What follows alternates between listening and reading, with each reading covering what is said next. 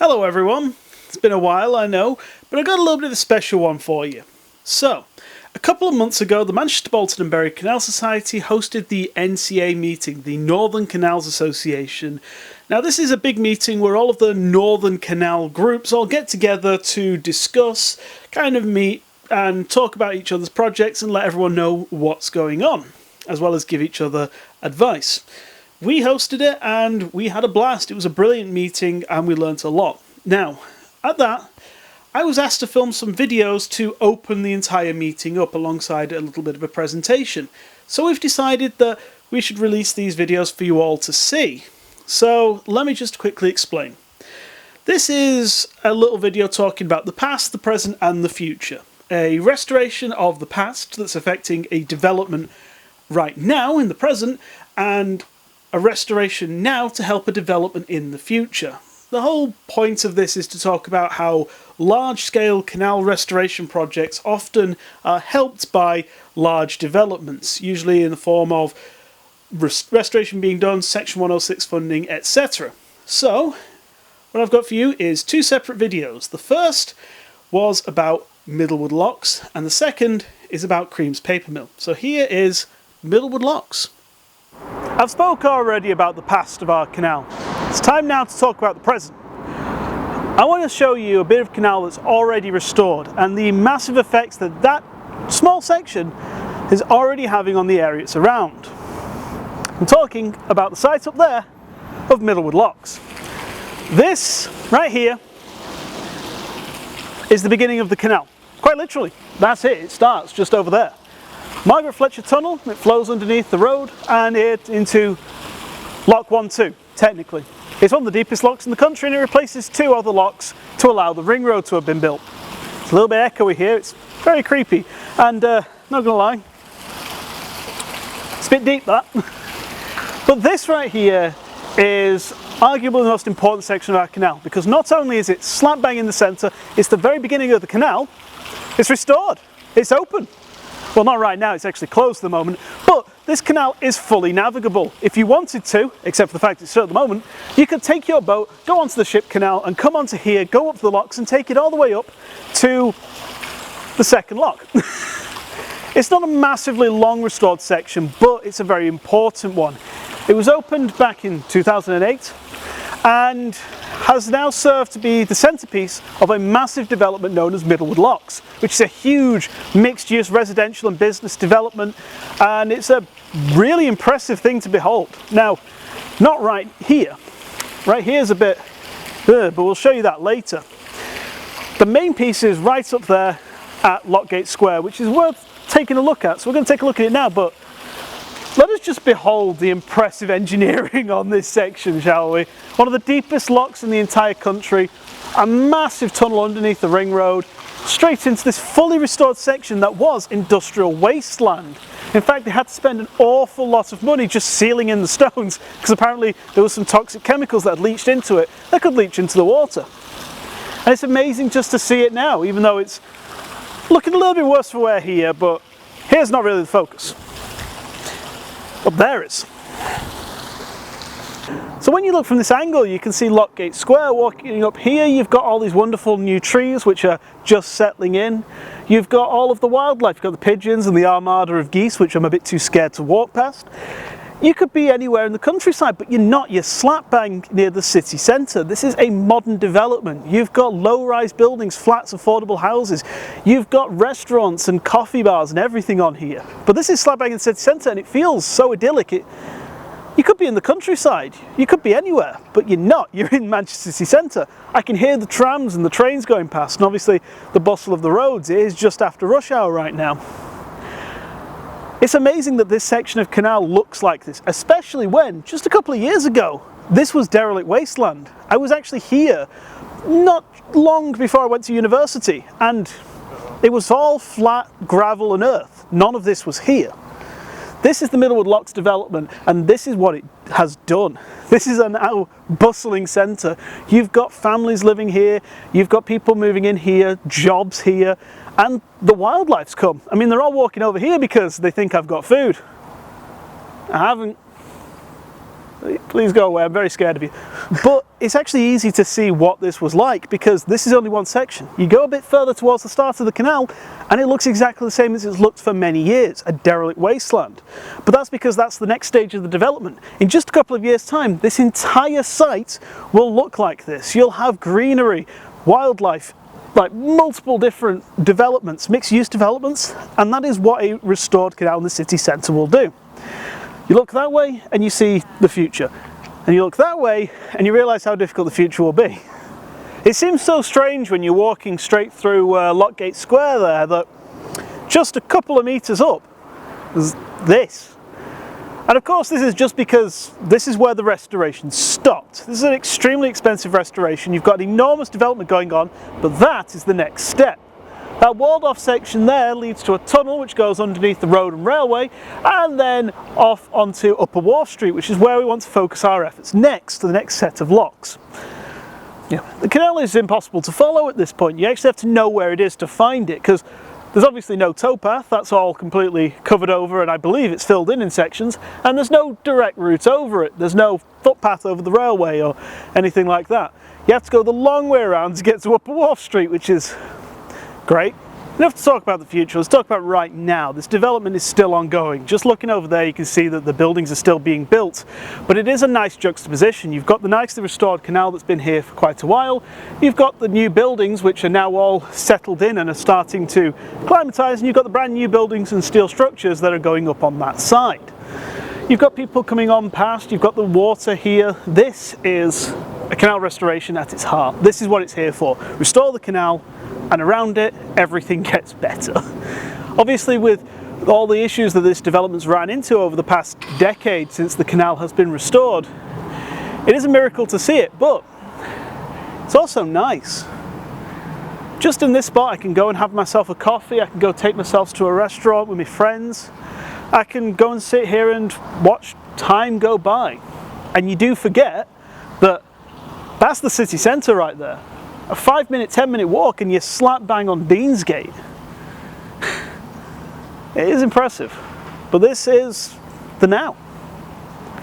Obviously not every part of the canal is going to look like this. Some of it's going to run through beautiful countryside, some of it will just have the towpath and you've got buildings either side. Some of it's just going to run through relatively industrial areas. The canal is probably one of the more industrial canals. It's very heavily built. It goes through building sites, it goes through residential areas, in some places it goes through nature reserves. So this is a nice snapshot of the most built up areas, but it's not going to be a snapshot of the fully restored canal. It is nice though. So yeah, this is the now. This is the current state of the restored sections. And this is what a restored canal can achieve. This could be any other boring development. Instead, the name and everything is based around the canal and the industrial areas around it and its history. Even though it's an entirely modern development, it still pays homage to the past.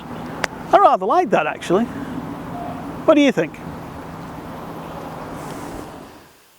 So that was Middlewood Locks. Now, if you're watching this and the time hasn't already passed, we're actually having a bit of a canal festival at Middlewood. The date is on screen and it's in the description. This is a big festival to celebrate the reopening of that section of canal. It's all been dredged, it's reopened, and we'll be having boats back on that canal, on that section there in Middlewood. It's going to be a massive event. I'll be there, the entire Canal Society will be there, a bunch of other groups will be there. It's going to be a blast and I'm really looking forward to it.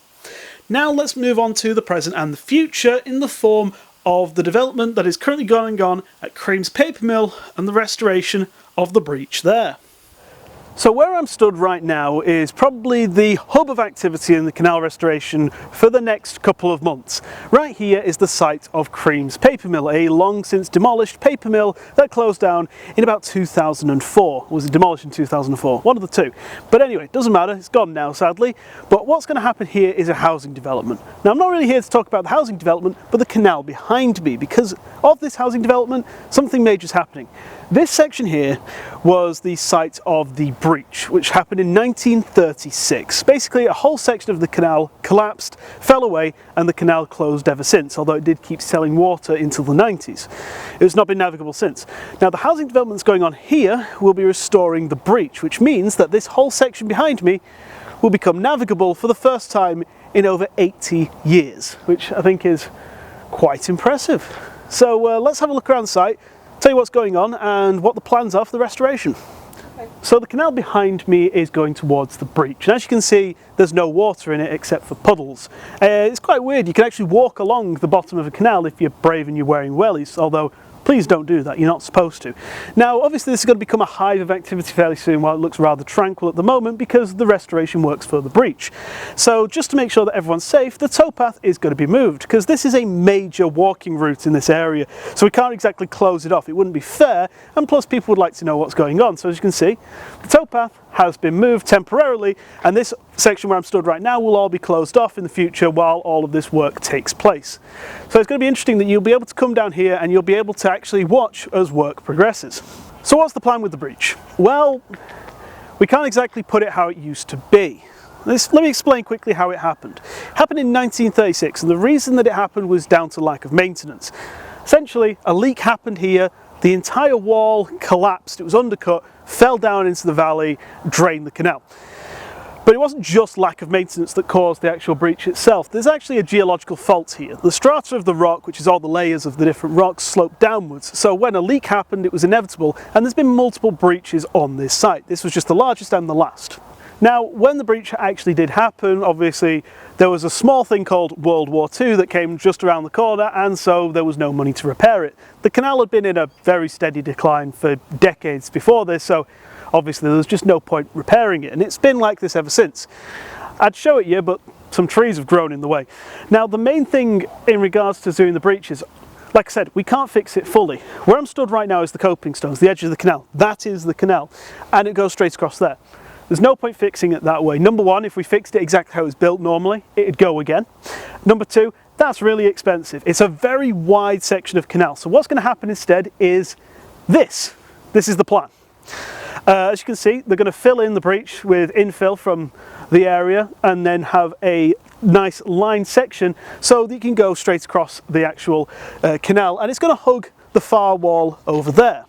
Basically the channel's going to run right here. Now if this canal was in water, I would be under it. The water level is about here, so I'm about 5'7", so it's quite a deep section of canal, but this is where the channel will go, hugged right against this wall because this is the most secure and stable bit of the rock.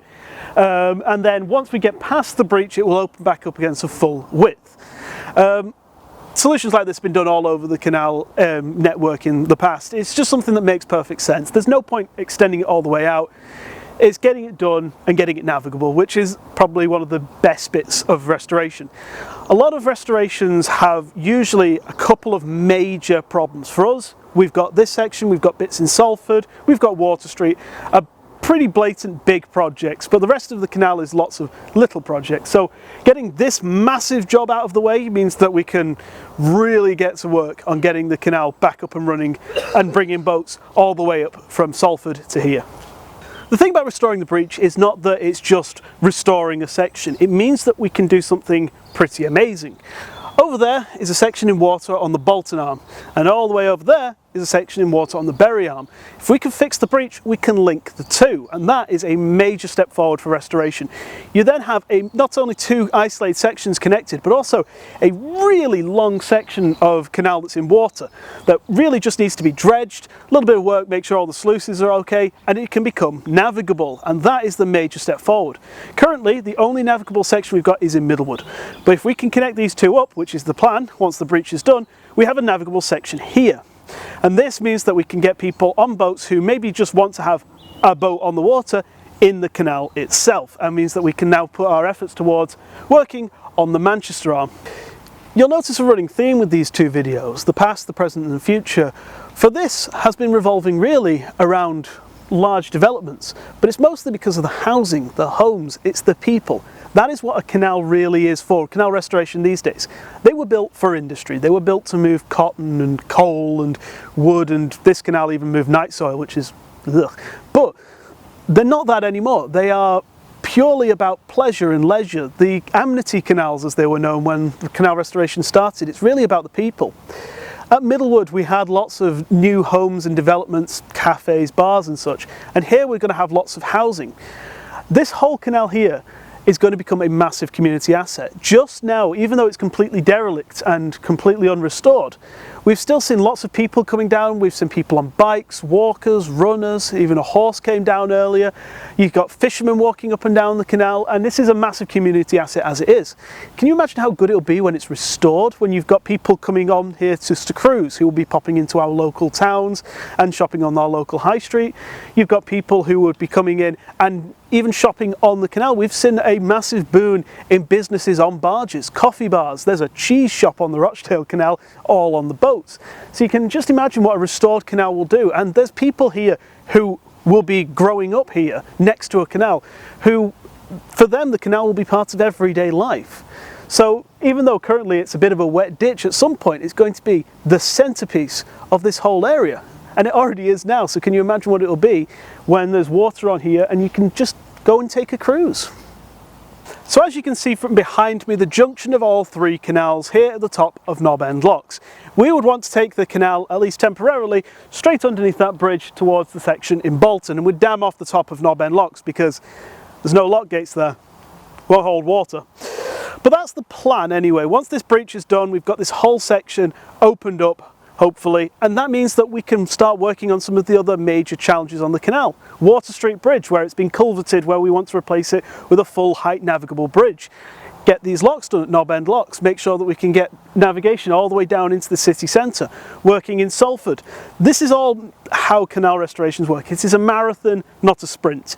We take the big wins where we can and we work while we're working on the next one. And that is basically the plan here. Once we've got this section, we can focus our efforts elsewhere. Once we've got that section done, elsewhere again. It's how any sort of canal restoration happens. I mean, the Rochdale Canal took quite a while to be done, and our canal has officially only been under restoration since the early 2000s. So, I wonder what it's going to look like in 5 years along here. And do you reckon we'll be able to take a trip boat? I hope so. So that's what's going on at Creams and the future of the restoration of the canal there. Now, I know this is a little bit different, but like I said, those videos were as part of a presentation, so I hope you enjoyed them all. We will be getting back to doing work party videos fairly soon. I've been very busy because my house sort of fell apart, but we'll be getting back to doing the videos soon. Work parties are still ongoing. I've got details of that in the description of the video as well. If you want to follow updates on the canal and such, you can check out our Facebook page, or you can have a look on our website, which is mbbcs.org.uk. Hope you all enjoyed that. Thank you ever so much for watching, and we'll see you in the next one.